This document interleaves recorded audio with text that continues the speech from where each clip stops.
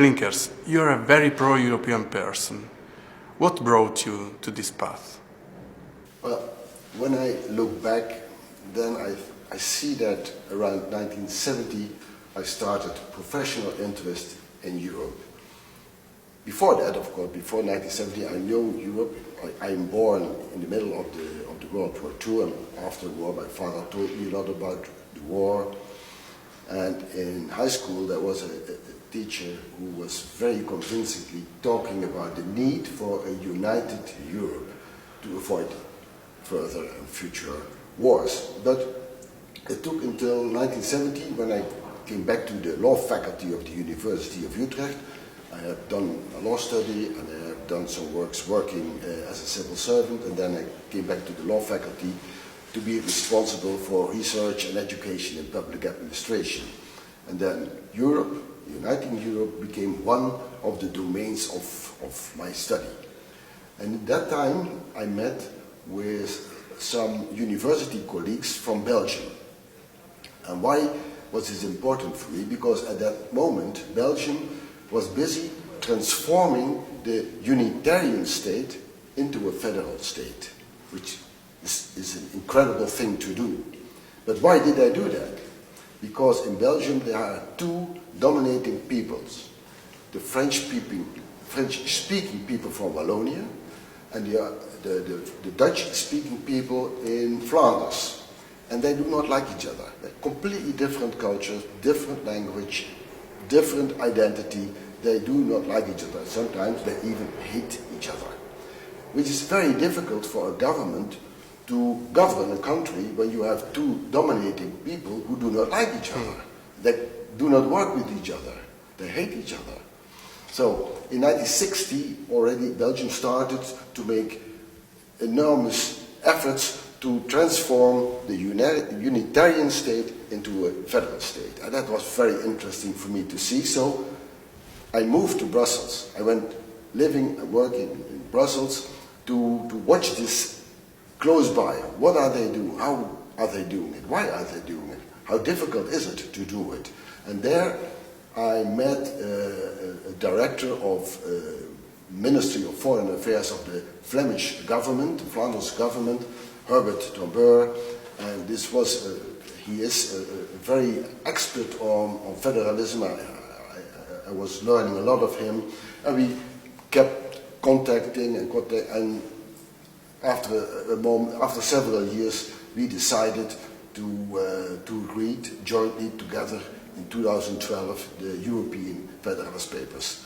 That is how it brought me into the path of the European Federation. Why is a bottom-up grassroots approach by citizens so important to get a real European federation? In the year 1787, something happened that has never happened before in the history of the world. In America, there were 13 colonies. They were already independent from England, and they created a federal constitution based on the thinking and the ideas of European philosophers. Aristotle, Althusius, Rousseau, Montesquieu, Locke, all European philosophers. And they made it completely disobedient to their bosses, the Confederal Parliament, that said, you should be there in Philadelphia, 55 peoples, to improve the articles of the treaty. But they didn't do that. After 10 days, they said, this doesn't work. The confederation, based on a treaty, doesn't work because the 13 states were working against each other. They were disintegrating. They were already even ready to fight each other. It is more or less the same picture as we see at this moment in the European Union. Their treaty is done in 1787. It's more or less like the Treaty of Lisbon that we have at this moment for the European Union. It doesn't work. It disintegrates the Union. And they were also, after only being together 11 years, they were already disintegrating each other. And they said, throw away the treaty, you make a constitutional, a federal constitution. The thing now is that this constitution is based on the thinking of European philosophers. And it was such a good model that many other states after 1787 followed that example. At this moment, 2018, already 40% of the world population is living in federations. And these federations are derived from the model of the United States Federation. And the United States Federation is coming from European philosophers. And what did we do in Europe with the thinking of European philosophers? Nothing. Totally nothing. Because the only thing that we could do is making a European Union which is an accumulation of national interest. The European Union is not a European interest, it is just an accumulation of national interest. And back to the bottom of it, in 1787, they not only disobeyed, they were not only disobedient towards the Congress that made a law that said you should improve the articles of the treaty, and they said, no, we don't do that. After 10 days, we make a federal constitution. They also made this constitution not to give it to their boss, the Congress, and ask the Congress, what do you think about it? No. They disobeyed it. They went to the people of the 13 states and they said, please people, what do you think about this? Would you be willing to ratify it? Which is very disobedient. This is a kind of peaceful revolution. And they did something else. They said, when there were 13 states, when the people of 9 states said, okay, we go for it, then we say there is a federal United States of America. So they didn't ask the Congress if they would agree with that. No, they said if 9 people of 9 states said we do it, then there is a federation, then we go ahead. And since in 2 years the 13 states, the people of the 13 states said, okay, we accept this federal constitution, then the Confederal Congress could not say no. It was over, gone. That is why it is so important. It is a bottom-up approach by the people, which is exactly what has been promoted by Aristotle, Althusius, Rousseau. All sovereignty rests with the people. The sovereignty is resting with the people. They decide. That's it. Why did you decide to write the European Federalist Papers? The decision came from an article that was written by Robert Levine in the New York Times in 1999. Robert Levine at that time was a high-ranking official in the federal government of the United States of America. And what did he write in his article in the New York Times? You must say, in 1999, that is the time that Europe was busy with the Eurozone and delivering the euro. But the European leaders refused to put under, as a foundation under the euro, they refused to make a political federal union. And that is why Robert Levine wrote this article and he said, they get troubles. When there is an economic crisis, you have no foundation. And later on, he was right, in 2008, we had this huge economic crisis, and then the Europe was almost collapsing. So, what did he say in this article? Also, he said, you make a mistake, and you should read and make a copy of the Federalist Papers in the United States. You need this knowledge before making this euro and eurozone. But nobody answered. Nobody maybe in Europe knew that he was writing this article in the New York Times. And Herbert Tomber and I, who's a Flemish colleague, and I, we were looking at it and we said to each other, why is nobody standing up to say, to have an answer on the question and the challenge by Robert Levine, make your own European Federalist papers. And we waited and we waited. Nobody did. No scientist, no politician, no one. So, in 2012, Herbert Van Beur and I said to each other, if nobody is standing up, let's do it.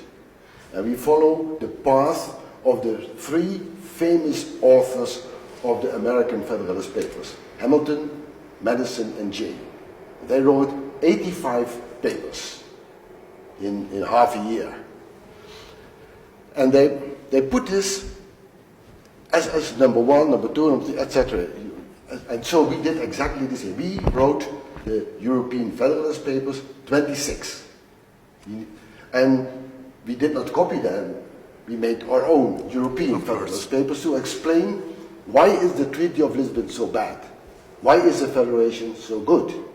And why should we have a federal constitution? And we made also a federal constitution. The Americans had a constitution of 7 articles, which is a brilliant piece of legal work. Lawmaking has never been done before so good.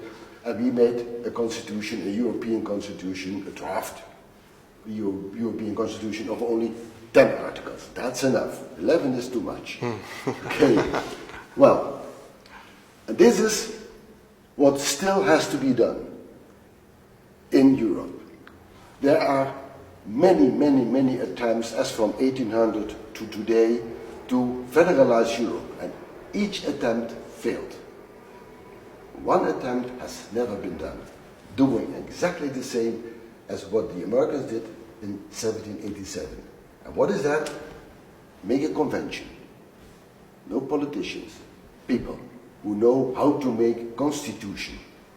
Set them on the table, make a federal constitution, and deliver the constitution to the 500 million people of Europe and say, people, please, a federal constitution, what do you think about it? Ratify it. And do exactly the same as the Americans. You say, if 9 people of 9 states say, that's it, we ratify it, then we start a federal European constitution. This is what we should do. Which is the difference between an intergovernmental system and a federation?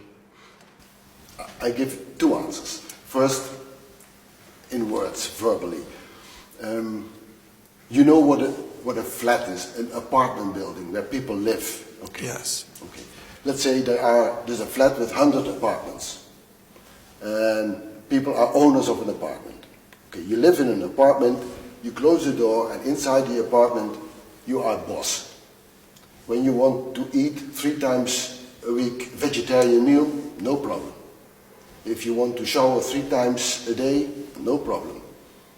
If you want to sit on a nice floor, you are the boss, you decide, no problem. Okay, there's no one who can say you should get up out of bed at 7 o'clock in the morning, shower 2 minutes, and then go. Nobody can tell. You are boss in your own house.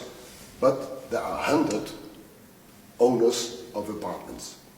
And they have challenges, problems, interests they cannot take care of themselves.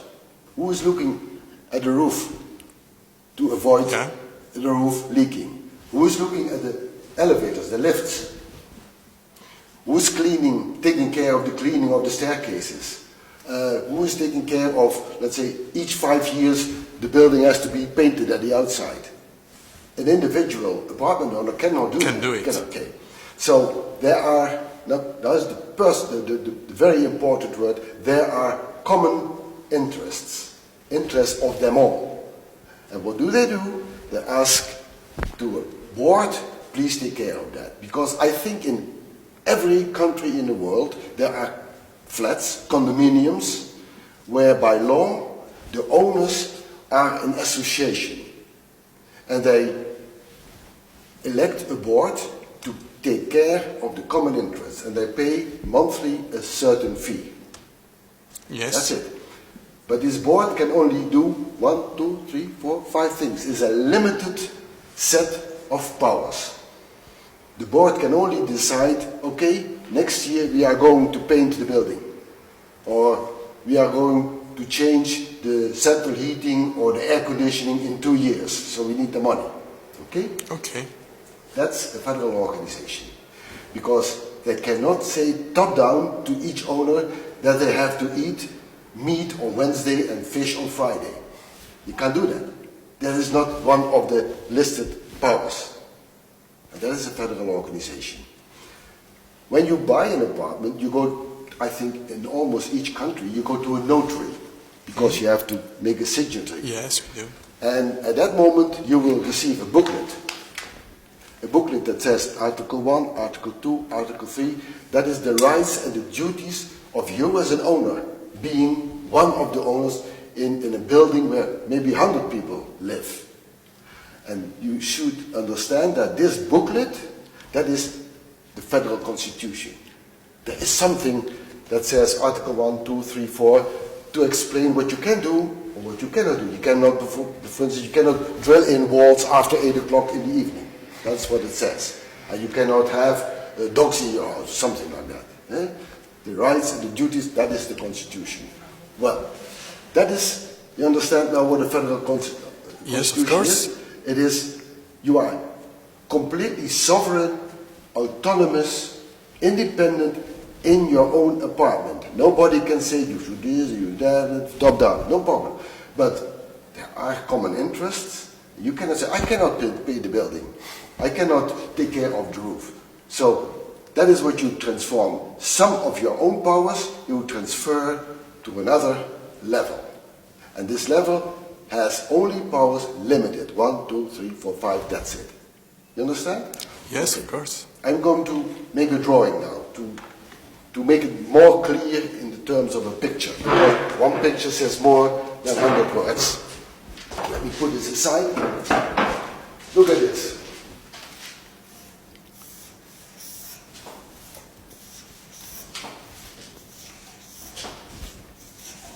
These are states. Italy, Germany, Spain, France. And they all are autonomous and they have all the powers A to Z. Okay? Okay. Nobody can tell them what to do or what to leave. This. But there are some problems, some concerns, some interests that they cannot take care of. If the Russians invade us, there's not one country that can defend itself against the Russians. Okay. Defense. Economy, not anymore possible that you have your own economy. You need to do it interlaced. Okay. So what do? You say,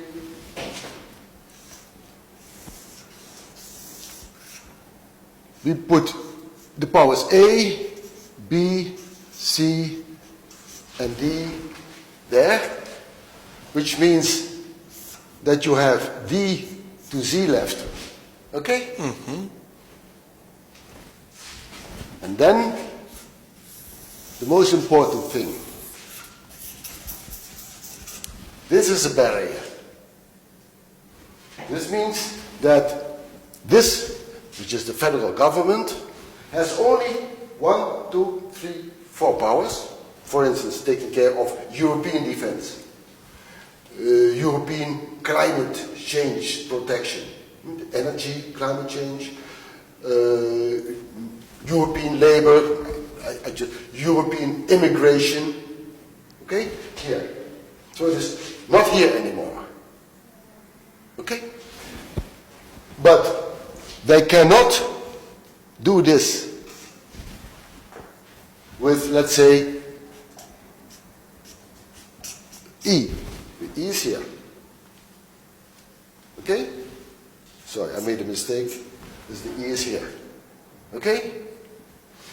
It is not possible to go through that barrier. And that is what we call the vertical division of powers. You can better do it like this.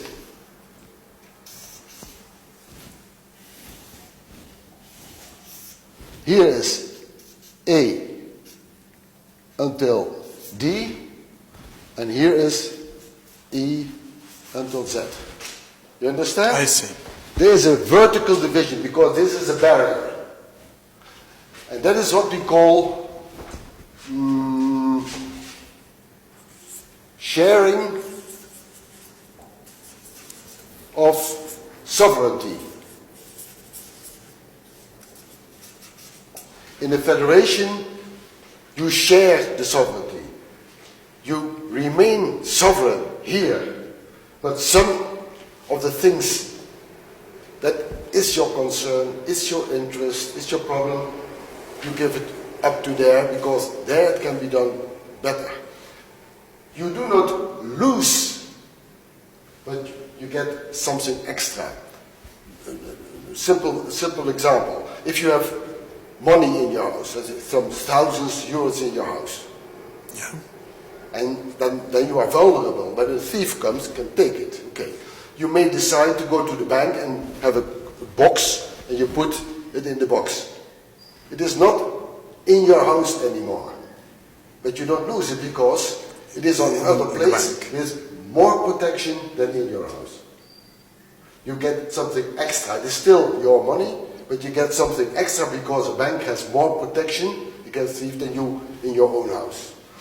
And if you are clever, you take it out of the box and you put it on a saving account. It is still in the bank, but you get extra money because when you have it on the saving account, you get interest. So you get extra. So think in those terms when you're talking about the federation. You still are sovereign, and several of your concerns are left there. And now the difference with the intergovernmental system, like the Treaty of Lisbon. What is the problem? And why people, so many parliaments, so many nations, and people and populist movements are against Brussels? Because, I must do it like this, there is a hole. There is a hole in this treaty. There's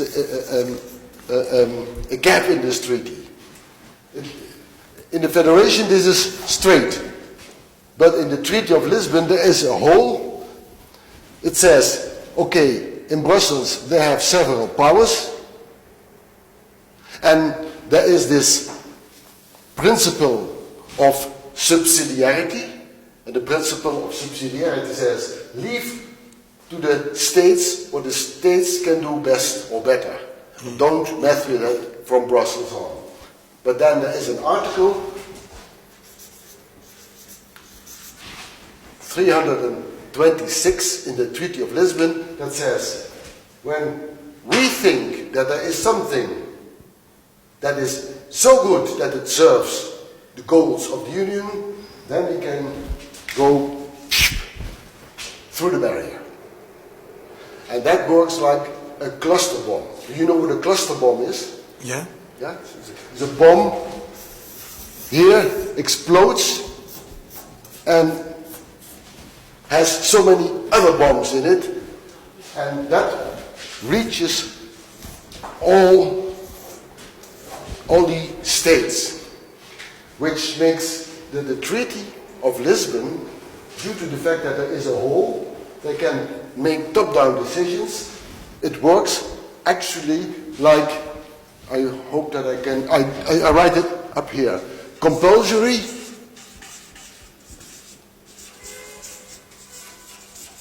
assimilation.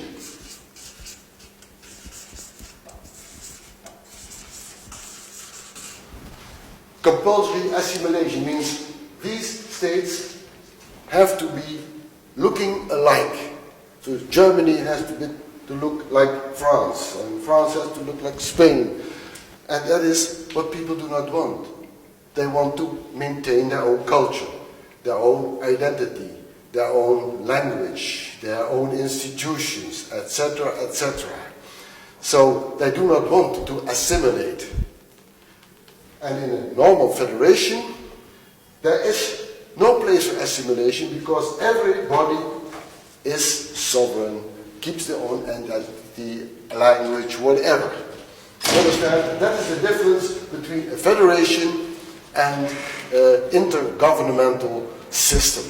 There is a hole in the barrier, and top down they can decide whatever they want to do.